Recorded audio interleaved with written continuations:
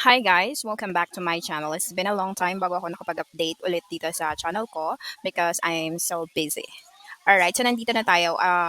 For today's video ay mag-file tayo ng 1601 EQ, the third quarter of withholding tax. So, yung third quarter natin ay July, August, September. Pero ang babayaran lang natin dyan ay for September kasi ililist natin yung nabayaran na natin na nung July and August. Okay? So ito, bagong download ko lang tong EBIR form, bagong version na naman nila. Yung last version ko kasi is 7.3, ito 7.9 na. Oh my god. Kaya kailangan kong mag-manual put the details here kasi ano, wala siya. Pero pag lagi na tayong nakapag dito, zip code, anong zip code? Ay, mag-automatic na lalabas na yung mga details natin dyan. Ngayon lang kasi bagong update lang tong EBIR form. Lagi nyo din i-check yung lagi nyo din i-check yung BIR website kung may bago na silang version nito kasi lagi silang nag-update. Ayan. And then this is the list of form na ipa-file natin. Nawala na din dito yung mga previous kasi bagong version na nga to. So 1601 EQ. Ito yung i-click natin. Mag-isa lang naman siya dyan. Click fill up. Oh. Bakit?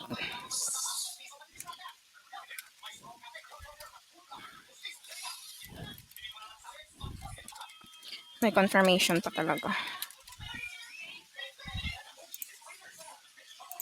Ayan.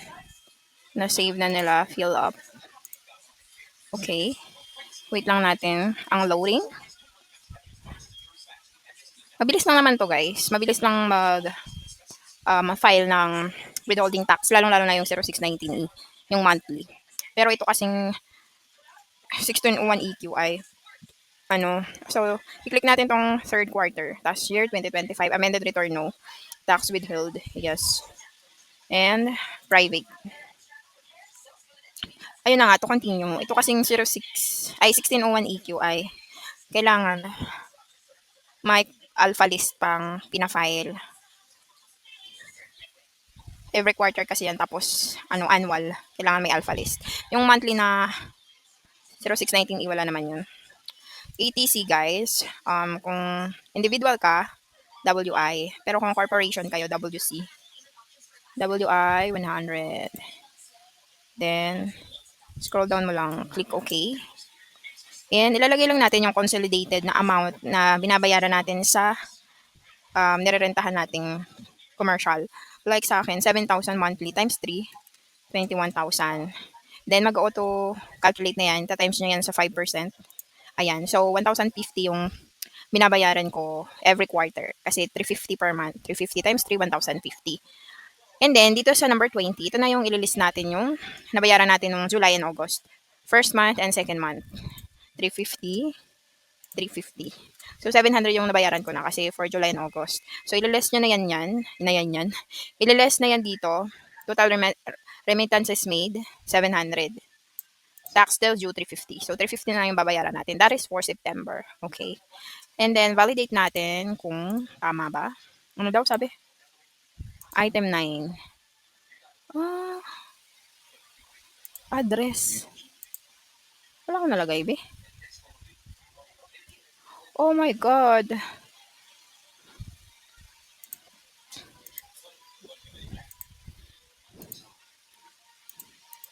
Kailangan natin bumalik. Wait. Ano mag-exit dito?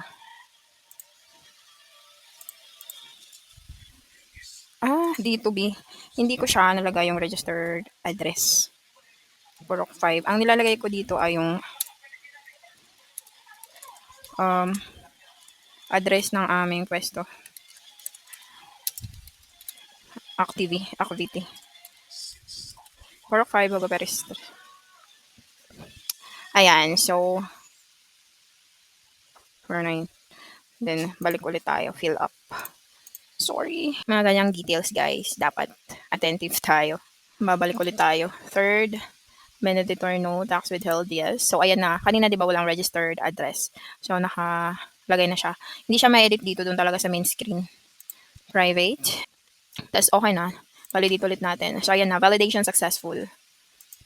Kung may i-edit pa kayo dyan, pwede nyo siyang i-edit. Third.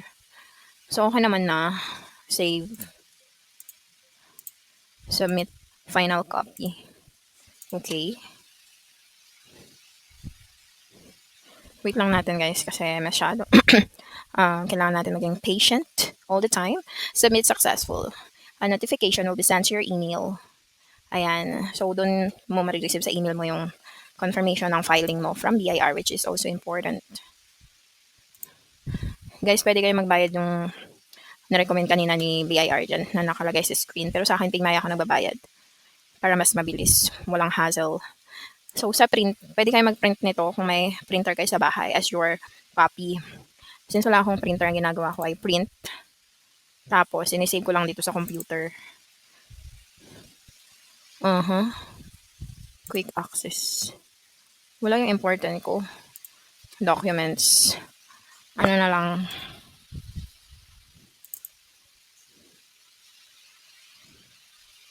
Documents na lang muna. Save ko ay 3rd Q 0619E. Ay, 1601EQ 2025.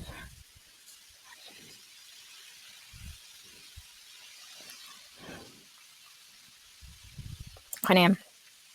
Tingnan natin kung nandito. Oh, yan na nga siya. Serve as your copy. Yan, pwede na kayo mag-exit. Exit. Okay. Ayan guys, ang next step natin after natin mag-file ng form ay dito na tayo sa AlphaList Data Entry. So, pwede nyo itong ma-download sa BIR website. Ito yung bago nilang version 7.4. Yes, 7.4. And pagkarating dito ay magla-login kayo.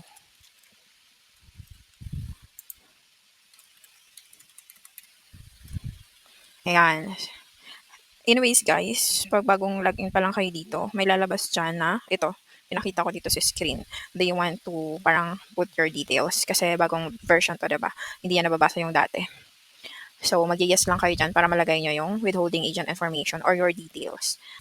Ayan guys, so pag ganitong bagong update or bagong version ng data entry, hindi pa nare-record yung details ng withholding agent or natin na nagpa-file, kailangan i-yes mo yung kaninang screenshot na nakalagay dyan sa image nyo, i-yes nyo yan para ilagay yung details nyo dito. And line of business.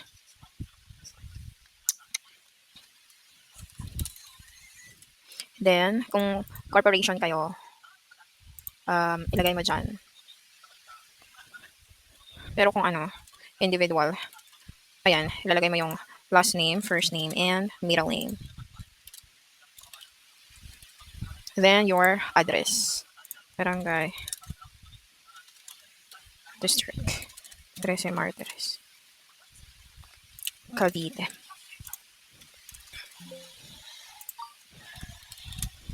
So, okay na yan. Kung gusto nyo maglagay ng representative or minsan hindi ka makapag-file, tapos ipapasuyo nyo sa iba, pwede nyo ilagay dyan. Pero kung kayo naman, okay na yan. Huwag nyo nang lagyan. Save. Pero kung may namali kayo, pwede nyo i-edit. Then, close. Tapos pagkatapos nyan, save mo lang, then close. Then, ayan, lalagay na dyan yung name nyo sa taas. After that, QAP forms, 1601E. Then, ito na yung ating i-update. Una guys, palitan natin to ng July. Kasi July, August, September, yung third quarter. Amended return, no? Tax withheld, yes, as is lang yan dito for the third quarter. Then, add update sa schedule 1, July 2025. Then, click add. Lagyan natin dito yung TIN number ng leasor or yung nirerentahan natin. Ayan. And then, kung corporation, lagay natin dito yung kanilang company name.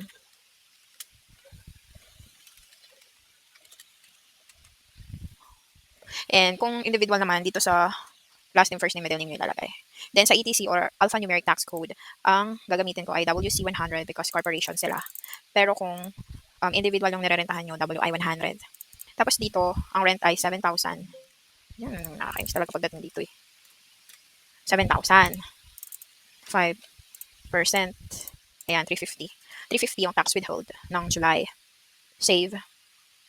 Alejandro Holding Corp. Save. No. Form. Anyways guys, kailangan nyo save tong or i-download tong form 2307 kasi ito yung isa sa inyo sa leaser nyo para i-less yung binabayad yung withholding tax pag kayo muna yung nagbabayad.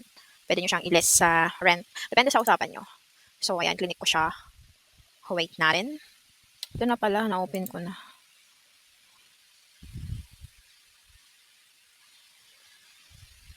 Corporation. Ito yung isa sa inyo sa kanila. So, save natin to. Save as. Documents. 2307 for July 2025. Tingnan nga natin. Ayan, na-save na siya. So, i-X na natin. Then, balik na tayo here. Pag na-download nyo na to, okay na. Exit. Yes. Then, move na tayo sa August 08-2025 with any tax withheld yes on third quarter. And, add update. You're working for the month of August 2025. Add. Lagay ulit yung key number. Pabalik-balik lang hanggang sa matapos. 142497. Ayan, nag-automatic na siya yung details. Then, ATC, WC100, F Corporation, yung nirarentahan nyo. Then, monthly na rent nyo. Ayan, nag-automatic na siya, 350. Then, pag okay na, save. Then, form 2307 ulit.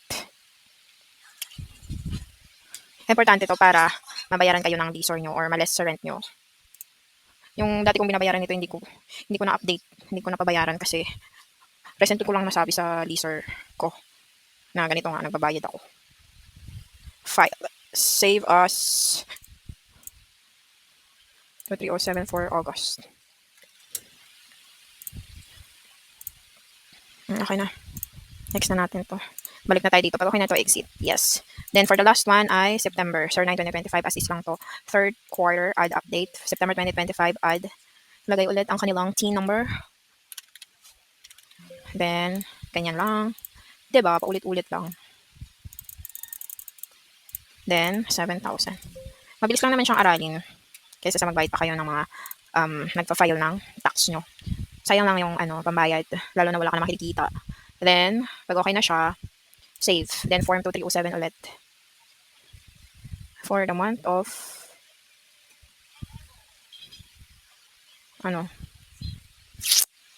September. Save as. Alright, save. X na natin to. Save natin. Ayan, okay na. Balik. And then, okay na. Since okay na, exit na tayo. Yes. And then, the next one is mag-generate file tayo. Since tapos na akong mag-update dito kanina for July, August, September, ang napipending kong task ay mag-generate ng file. Talagyan natin dito September, pinaka-last month of the quarter.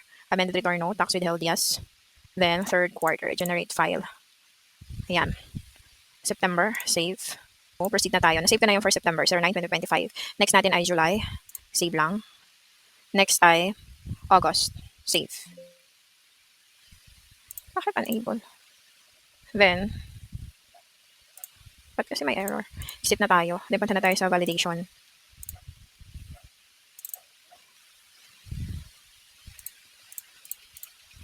Lagay natin dito ang ating PIN number. Then, click natin pang 1601AQ. Browse na natin. Ayan, ito yung file na na-generate natin kanina. Click natin yung for July. Click OK. Sa month, ilagay natin yung 07. Validate file. Reports. Select. Huh? Oh, tingnan nyo guys. Ito yung error description. Invalid TIN of withholding agent. Specified TIN not the same. Huh? Wait lang. Let's fix this. One moment. Ayan guys, na-fix ko na. Inulit ko yung, yung pag-input sa AlphaList data entry. Inulit ko siya kasi nag-input agad ako, hindi pa ako naglalagay ng agent information. So, dapat malagay niyo muna yung agent information bago kayo mag-input sa data entry. Okay, so yun, binago ko siya. And then, nag-successfully save naman siya dito. Ito yung, wait.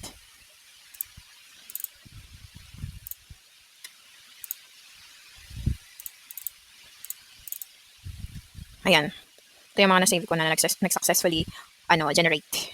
So, dapat walang error yung ano natin. Hala, ano na naman to? No. Ayun. The next natin ay validation. File access denied. Ayan guys. So, dapat nakalagay dyan yung ating TIN number. Year 2025. Then, click natin itong 1601 EQ. Browse natin yung kaninang na-save natin. Ito. So, July. Click OK. Sa month, laging ilalagay kung July yung clinic mong file. July din ilalagay dyan. Tapos yung year. Then, validate file. Reports. Select. O, ayan. Wala na siyang error. No errors encountered. Pag ganyan guys, safe na yan. Pwede na natin yan i-send sa BIR later via email. Kasi dapat walang lalagay dyan na error like kanina. Nakita nyo, diba? So, dapat no errors encountered. So, extra natin. Validation successful. Okay. Next ay for August. Okay. Palitan natin to ng 08. Validate file. Reports. Select. O, ayan. No errors encountered ulit. Validation successful. Okay. Next. Last. For September. Okay. Palitan natin to ng 09. Validate file. Reports. Select. Okay. No errors encountered. X. Validation successful. Okay. Ayan. Okay na yan siya. So, pag na-validate nyo na yung tatlong file na yun, back to main menu, exit na kayo. So, all good na yan. The last step would be mag-i-email tayo sa BIR. Wait. Ito guys, yung in-email ko nung second quarter ng 1601 EQ. So, kakopy lang natin to. Then, ano na yun? Compose. Mali. Dito. Then, subject. Palitan lang natin.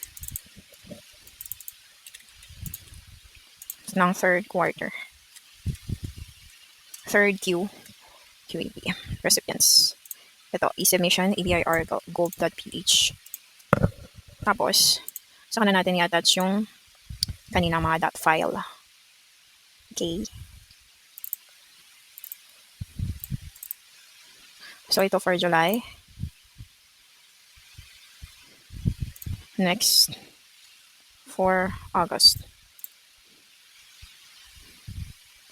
Next, for September. Ayan, okay yan guys. May details na tayo. Subject. Alright. So, let's send it. Ayan. Na sa akin yung EBIR form. Pag naka-receive na kayo nito, return receipt confirmation. Pwede na kayo magbayad sa ayan. Ito yung mga tinatanggap nilang payment channels. Land Bank, DBP, Union Bank, GCash, Paymaya, MyEG. Dito ako nagbabayad sa Paymaya. So, ayan lang guys. That's all for today's video. And then, pag nabayaran nyo na, lagi nyo isi-save yung receipt. Because needed yan during pag mag-file na kayo for annual nitong withholding. And also, sisend nyo din yan sa releaser nyo, yung 2307 tapos yung receipt na binayaran nyo para ma-payback kayo. Okay? So, bye. I hope you will subscribe to my